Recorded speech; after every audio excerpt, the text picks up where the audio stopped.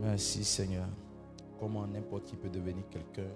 Et ce soir, je parle du mystère des faibles commencements. Vous ne pouvez pas devenir quelqu'un si vous ne comprenez pas la grâce ou le mystère qui est caché derrière les faibles commencements. Chaque appel de Dieu, même s'il est grand, il commencera toujours petit. Il n'y a pas un appel de Dieu qui commence grand. Jamais. Vous allez remarquer que tout ce qui commence par le haut est un cimetière ou est un tombeau. C'est le tombeau qui commence par le haut. Le tombeau ne commence jamais en bas. Ça commence toujours en haut et puis tu descends. Donc, quelqu'un qui veut commencer par le haut va toujours mourir et ne va jamais accomplir la vision que Dieu a mise dans son cœur. Jamais. C'est pourquoi il faut accepter les faibles commencements. Un enfant de Dieu qui met à part les faibles commencements a déjà raté une partie de sa destinée. Même quand Dieu avait une grande vision de commencer le monde, vous allez voir qu'il ne commence pas le monde grand.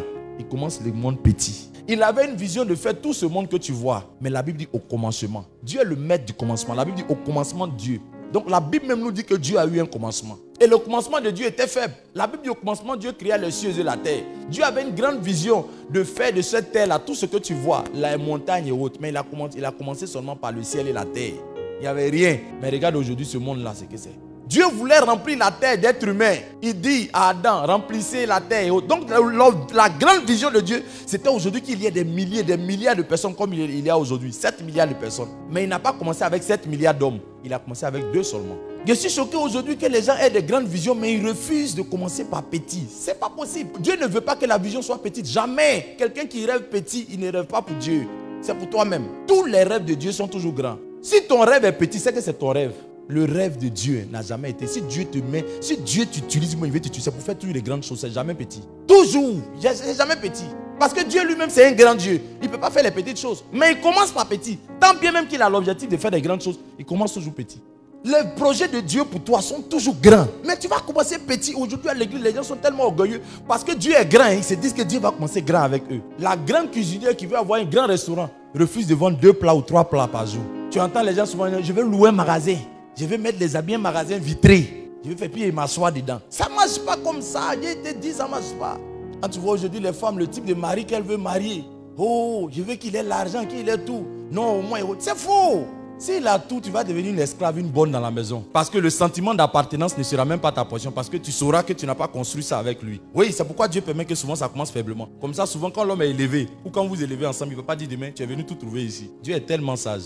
Et puis c'est par amour pour toi-même qui ne veut pas que tu commences avec quelqu'un qui est déjà élevé. Donc, il arrive souvent que Dieu fasse tomber une personne avec une personne qui est déjà élevée. Souvent, c'est un but précis. Et même quand Dieu fait ça, tu vas voir que cet homme, il va manquer quelque chose que toi, tu vas venir apporter. Pour qu'il sente que tu es importante.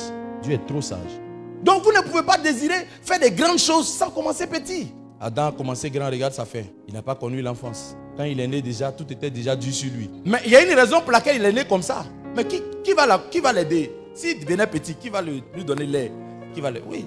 Donc c'était le premier homme. N'oubliez pas, Adam a été créé. Nous on est engendrés. Le processus n'est pas le même. Donc souvent même, il faut faire un peu attention quand tu interprètes. C'est pourquoi Dieu fait en sorte qu'il commence grand. Parce que s'il est petit, qui va l'aider? Il n'y a personne. Il est le premier homme. Donc Dieu est obligé de le faire commencer grand. Mais vous allez voir que tous les hommes maintenant qui commencent à venir, Dieu voudrait, n'est-ce pas, qu'ils passent par le ventre d'une femme. Commence toujours petit, en ayant besoin de lait, et puis ils grandissent au fur et à mesure. Même Jésus, Dieu, quand il décide de rendre visite aux hommes, il est obligé de passer par le sein d'une femme, et puis commence quoi? Petit. Mais cet homme grand, sur lequel il avait une grande prophétie, la Bible déclare qu'il est né où il y avait les moutons. Jésus a commencé très petit. Regarde même dans son ministère. Regarde même dans tout le parcours. Un jour même dans Jean chapitre 6, la Bible mentionne qu'il devait nourrir 5000 personnes. Oh, ça c'est ce qui arrive à certaines personnes qui ne comprennent pas le mystère qui est caché derrière les petits commencements. Ils ne voient pas les grandes visions. Derrière les grandes visions, ils ne voient pas le faible commencement. Jésus dit, mais attends, il y a près de 5000 personnes. Il y a près de 5000 personnes qui sont là. On dit, oh, mais on dit, non, mais il n'y a rien, il y a 5 pains et 2 poissons. J'ai dit, je vais faire des voyages. Je vais voyager, c'est une grande commerçante. Il y a 5000 seulement. Qu'est-ce que c'est là? Devant cette grande vision. C'est quoi ça? Je vais me marier. Il y a 2000. Qu'est-ce que c'est là? Devant cette grande vision. Je vais être un grand vendeur. Je vais être un grand commerçant. Je vais vendre les outils informatiques. Il y a 17 000. Qu'est-ce que c'est là? Devant cette grande vision. Oui, c'est ce qu'André dit. Et ça, c'est la parole d'André. Il dit, il y a ici un jeune homme qui a 5 pains et 2 poissons. Il reconnaît qu'il y a quelque chose. Mais il dit, c'est trop petit pour que Dieu fasse quelque chose.